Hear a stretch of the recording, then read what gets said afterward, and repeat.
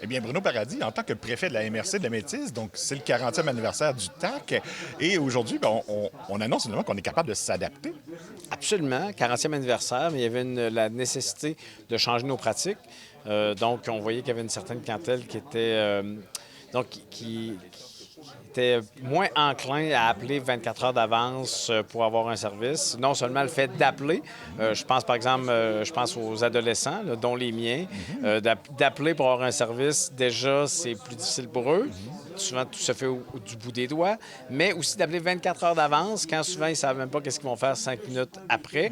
Fait que ça devenait plus difficile. Donc, avec une nouvelle application qui permet, donc avec des délais plus courts, qui permet de le faire justement à toute heure du jour ou de la nuit, c'est possible de réserver. Fait que c'est vraiment une belle adaptation qui va nous permettre, à mon avis, de venir acheter une clientèle qui, actuellement, n'était souvent pas au rendez-vous, considérant le fonctionnement qu'on avait au TAC. Et aussi, bien, pour eux, même de demander à papa pour le petit change, en quelque Oui, sorte. bien ça aussi, non, mais sans farce, c'est vraiment...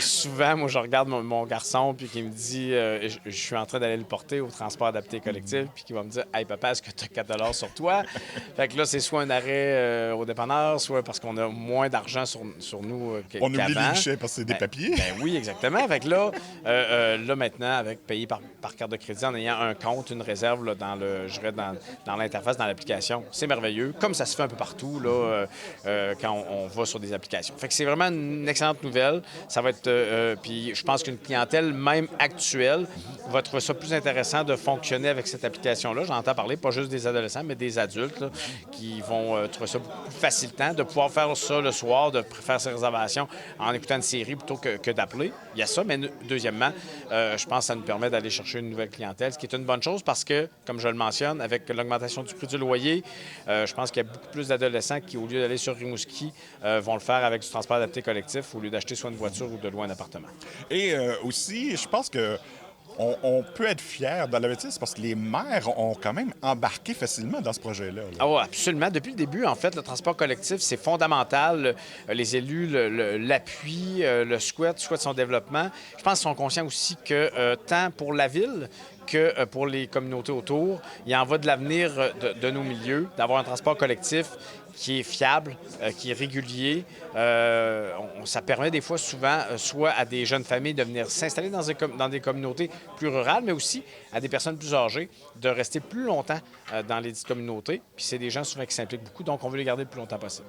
Donc, à ce moment-là aussi, c'est important parce qu'on couvre les 16 municipalités en ce qui concerne l'adapté en particulier. L'adapté et le collectif desservent Ben les oui, 16 vrai. municipalités, les trois. Puis là, en plus, on vient de faire une modulation pour l'inter. Fait qu'avant, il y avait une certaine inéquité. Quelqu'un, par exemple, qui partait d'un peu plus loin sur le territoire devait payer un 4 se rendre sur Montjoly, ensuite un 6 donc aller-retour un total de 20 pour utiliser l'inter. Mais aujourd'hui, avec un 12 n'importe qui part de la Métis, il va avoir les mêmes conditions que quelqu'un qui partirait directement de Montjoly. Fait que c'est une belle adaptation, justement, pour rendre le transport adapté plus équitable sur l'ensemble du territoire. Bref, on peut souhaiter une longue vie au TAC. On souhaite oui, absolument, un autre 40 ans, assurément. Merci beaucoup. Merci.